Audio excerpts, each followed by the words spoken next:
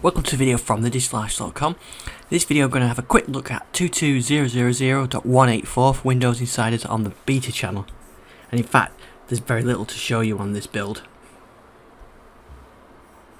Here's the insider blog, and there's just those fixes and known issues. So they fixed them out of the OOBE, that means the out-of-box experience. It wasn't working correctly in non-English languages, and they fixed some language issues in general. There's still a few known issues with this build.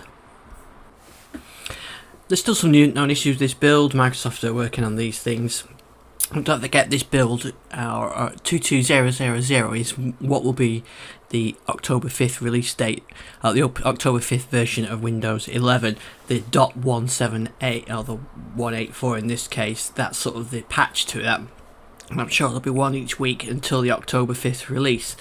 So the known issues list can change between now and the release. So they're fixing issues where the beta channel, when you upgrade from the beta channel, and so they fixed things like they fixed issues where your taskbar wouldn't start up, and there's a workaround for that. It requires you to uninstall a patch, and there's an issue with the Surface Pro X as well. Blue screening or crashing, and you see there's some issues with start and taskbar,